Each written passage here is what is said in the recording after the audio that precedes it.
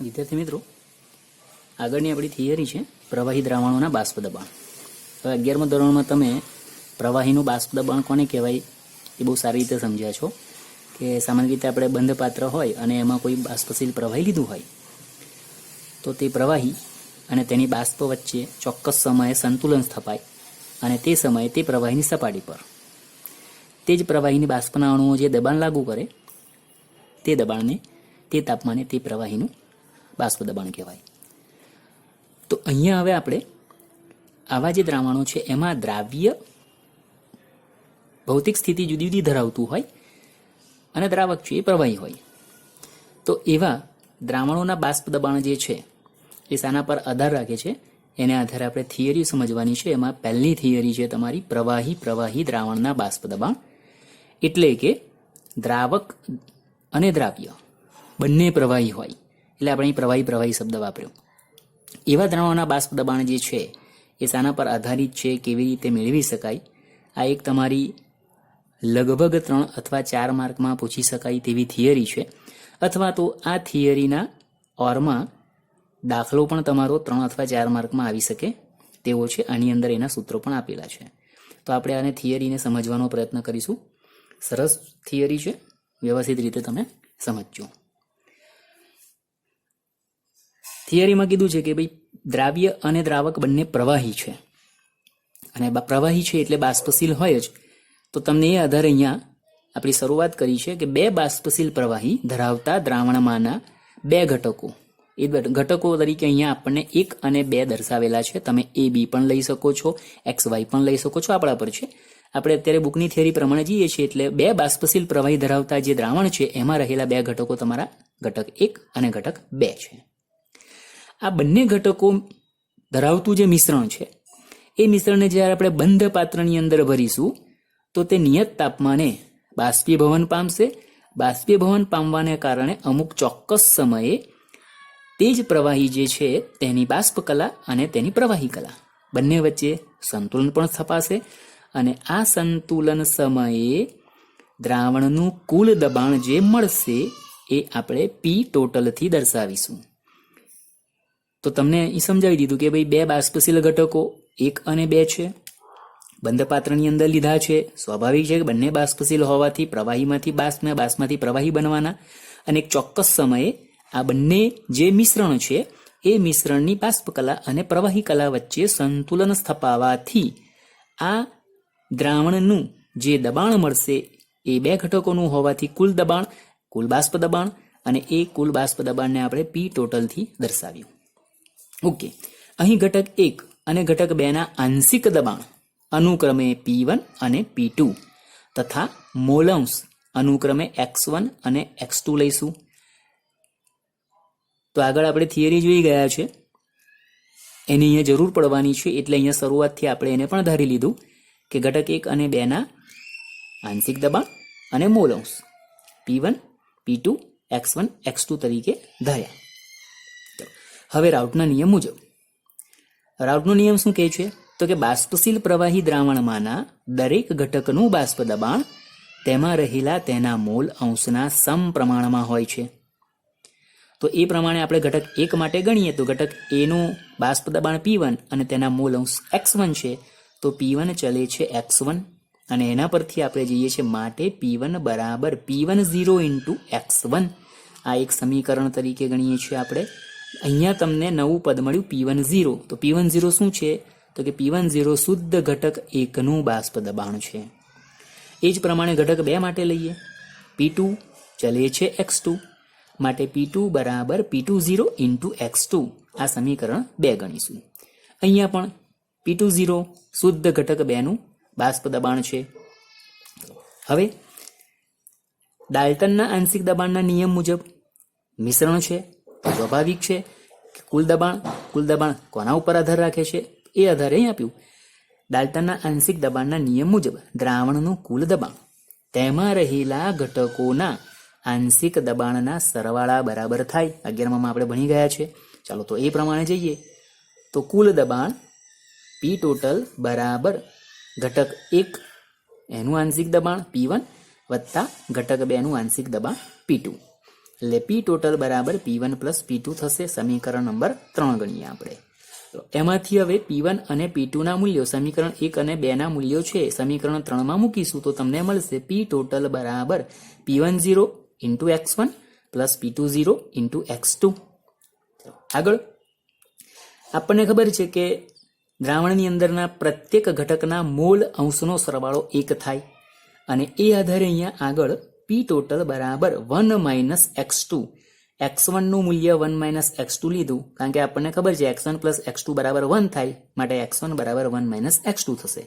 તો એ પ્રમાણે અહીંયા આપણે x1 નું મૂલ્ય લખ્યું P10 plus P20 into x2 અને એના પરથી હજુ આપણે એને સાદું રૂપ આપીએ છીએ તો માટે P ટોટલ બરાબર P10 plus P20 minus P10 into x2 થશે. આ સમીકરણ નંબર 4 થયું.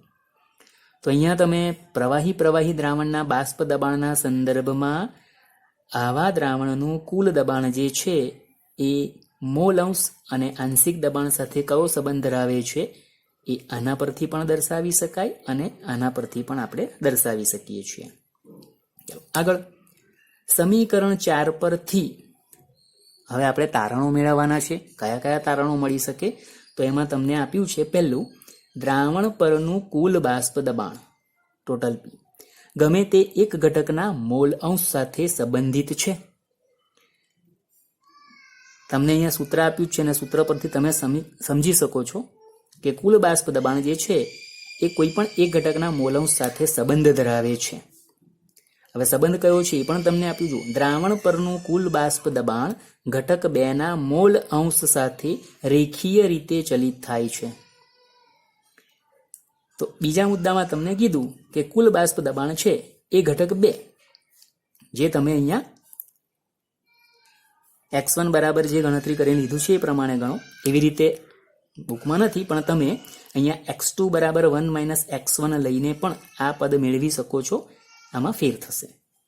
આપણે આના પરથી જઈએ છીએ તો સમજાયું છે, સીધું સમજી શકાય એવું છે. દ્રાવણ પરનું કુલ બાષ્પ દબાણ ઘટક 2 ના મોલ અંશ સાથે રેખીય રીતે ચલિત થાય છે એટલે કે એ એના સમપ્રમાણમાં જ છે મોલ અંશ સાથેના.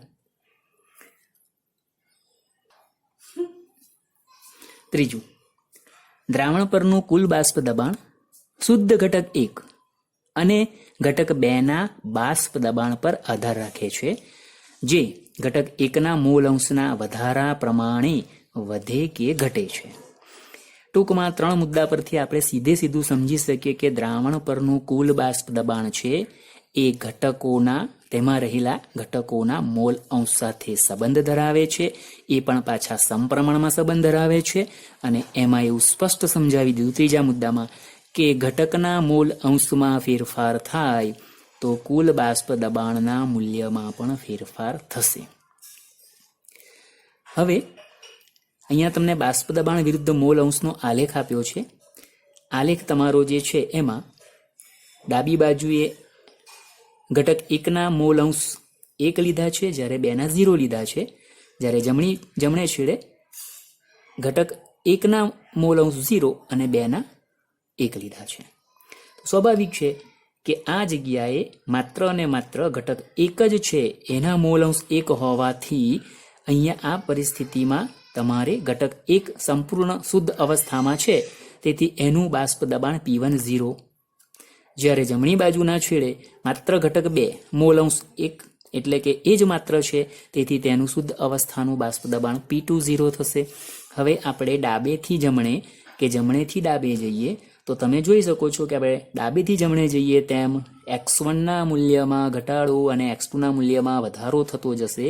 તેમ અહીંયા તમારા P20 નું મૂલ્ય તમારું છે એટલે કે P2 નું મૂલ્ય તમારું છે એ ધીરે ધીરે વધતું જશે. જ્યારે જમણેથી ડાબે તરફ જાઓ તેમ P1 નું મૂલ્ય વધતું જશે અથવા ઊંધા જઈએ તો P10 નું મૂલ્ય ધીમે ધીમે તમારું ઘટી અને તમને 0 પર, જ્યારે P20 નું મૂલ્ય ઘટીને તમને અહીંયા 0 મળે છે. ઓકે, હવે તમે અહીં જોઈ શકો છો સાથે સાથે આ તમારી એક રેખા આપી છે ફર્સ્ટ, બીજી રેખા આપી છે સેકન્ડ અને ત્રીજી આપી છે થર્ડ, જે તમારું P10 અને P20 સાથે એકબીજાને જોડતી રેખા છે જે તમારું કુલ બાષ્પ દબાણ છે અને આપણા ડાલ્ટનના આંશિક દબાણના નિયમ પ્રમાણે પી ટોટલ બરાબર P1 પ્લસ P2 દર્શાવેલ છે. હવે આ આલેખ પરથી તમે શું લખી શકો, શું દર્શાવી શકો, તો એ પણ તમને અહીંયા આપ્યું છે. બાષ્પ દબાણ વિરુદ્ધ મોલ અંશના આલેખમાં પહેલું P1 વિરુદ્ધ x1 અને P2 વિરુદ્ધ x2 ની રેખાઓ, એટલે આ બે રેખાની વાત થઈ. ફર્સ્ટ અને સેકન્ડ સુરેખ છે, બરાબર, સ્પષ્ટ થાય છે. x1 અને x2 નું મૂલ્ય એકમ હોય એટલે કે 1 હોય, આ નીચે આપ્યું છે એ પ્રમાણે, ત્યારે P10 અને P20 બિંદુમાંથી પસાર થતી રેખા ફર્સ્ટ અને સેકન્ડ છે. x1 નું મૂલ્ય 1 છે ત્યારે P10, x2 નું મૂલ્ય 1 છે ત્યારે P20, બિંદુમાંથી પસાર થતી રેખા, એટલે તમારી આ ફર્સ્ટ સેકન્ડ થઈ ગઈ. P ટોટલ વિરુદ્ધ x2 નો આલેખ પણ સુરેખ છે, એટલે તમારે આની વાત કરી, આ પણ તમારો સુરેખાલેખ છે જે રેખા 3 દર્શાવે છે. P ટોટલનું ન્યૂનતમ મૂલ્ય P10 અને મહત્તમ મૂલ્ય P20 છે, એ પણ અહીં સ્પષ્ટ સમજી શકાય છે. ઘટક 1 એ ઘટક 2 કરતાં ઓછો બાષ્પશીલ છે. આપણે આગળ જોઈ લીધું કે બંને ઘટક છે પ્રવાહી છે એટલે બાષ્પશીલ છે, એટલે આપણે અહીંયા એ ધારવાનું છે હવે કે 1 કરતાં 2 છે એની બાષ્પશીલતા વધુ છે, એટલે 1 ઓછો બાષ્પશીલ છે ઘટક 1, તેથી સ્વાભાવિક છે કે તેને બાષ્પ દબાણનું મૂલ્ય P10 P20 કરતાં ઓછું છે, નીચે જાય છે આલેખમાં, એટલા માટે. તો એ પ્રમાણે સમજાયું કે ઘટક 1 એ ઘટક 2 કરતાં ઓછો બાષ્પશીલ છે એમ ધારીને P10 લેસ ધેન P20 ગણાય. તો આ આલેખ પરથી તમે આ વસ્તુને બહુ સારી રીતે સમજાવી શકો છો. એની સાથે આગળ દ્રાવણ સાથે સંતુલનમાં રહેલી બાષ્પ કલાનું સંગઠન ઘટકોના આંશિક દબાણથી નક્કી કરી શકાય છે. હવે આપણે આ જે મિશ્રણ છે એ મિશ્રણમાં સ્વાભાવિક રીતે પ્રવાહી અવસ્થા સાથે તેની બાષ્પ અવસ્થા પણ સંકળાયેલી છે. તો એવી પરિસ્થિતિમાં જે ઘટકો છે એ ઘટકોનું આંશિક દબાણ આપણે મેળવવું છે અથવા દર્શાવવું છે. તો અહીં તમને એ કીધું કે ઘટક 1 અને ઘટક 2 ના બાષ્પ કલામાં મોલ અંશ અનુક્રમે y1 અને y2 હોય. હવે આ બાષ્પ કલાની વાત થઈ, આ મિશ્રણની વાત થઈ. બાષ્પ કલામાં મોલ અંશ ઘટક 1 ના y1 અને ઘટક 2 ના y2 હોય તો ડાલ્ટનના આંશિક દબાણના નિયમ પ્રમાણે 11માં તમે ભણી ગયા છો એ પ્રમાણે કોઈ એક ઘટકનું આંશિક દબાણ એટલે કે P1 બરાબર બાષ્પ કલામાં રહેલા તેના મોલ અંશ અને કુલ બાષ્પ દબાણના ગુણાકાર બરાબર થશે, એટલે આપણે લખ્યું P1 બરાબર y1 ઇન્ટુ P ટોટલ, તેવી જ રીતે P2 બરાબર y2 ઇન્ટુ P ટોટલ. તો આ જે તમારી થિયરી છે 3 માર્કમાં અથવા 4 માર્કમાં પૂછી શકાય એવી છે. તમને જે પ્રમાણે પૂછવામાં આવે તે પ્રમાણે આ જે સાર છે મુખ્ય એને બહુ સારી રીતે સમજાવવાનો છે. તમે બહુ જ સરળતાથી આ થિયરીને સમજી અને દર્શાવી શકો, લખીને પ્રેક્ટિસ કરશો, સારી રીતે આવડશે. આની સાથે સાથે આપણે બીજો એક ટોપિક પણ નાનો છે એ લઈ લઈએ. વાયુ દ્રાવ્ય અને પ્રવાહી દ્રાવક હોય તેવા દ્રાવણના સંદર્ભમાં આપણે બાષ્પ દબાણની વાત કરવાની છે. તો એ થિયરીની તમને હેનરીના નિયમના વિશિષ્ટ કિસ્સા તરીકે રાઉલ્ટનો નિયમ આના દ્વારા દર્શાવેલી છે. કે ભાઈ હેનરીના નિયમને આ રાઉલ્ટના નિયમ સાથેનો સંબંધ કયો છે, વિશિષ્ટ કિસ્સા તરીકે કેવી રીતે ગણી શકાય, તો અહીંયા જોઈએ તો એના માટે આ મેં તમને હિન્ટ આપી દીધી કે આમાં વાયુ દ્રાવ્ય અને પ્રવાહી દ્રાવક તમારું ધ્યાનમાં લેવાનું છે. તો વાયુમય દ્રાવ્યને જ્યારે આપણે પ્રવાહી દ્રાવકમાં દ્રાવ્ય કરીએ છીએ ત્યારે રાઉલ્ટના નિયમ પ્રમાણે, કારણ કે તે બાષ્પ દબાણનું મૂલ્ય દર્શાવે છે, એટલે તો રાઉલ્ટના નિયમ મુજબ દ્રાવણમાં બાષ્પશીલ ઘટકનું બાષ્પ દબાણ P1 બરાબર P10 ઇન્ટુ x1 તરીકે દર્શાવાશે. આપણે ઉપર જોઈ ગયા છે એ પ્રમાણે છે, P1 બરાબર P10 ઇન્ટુ x1. આગળ વાયુની પ્રવાહીમાં દ્રાવ્યતા એટલે હેનરી નિયમ આગળ ભણ્યા છે. હેનરી નિયમ મુજબ P બરાબર KH ઇન્ટુ x આને વડે દર્શાવી શકાય.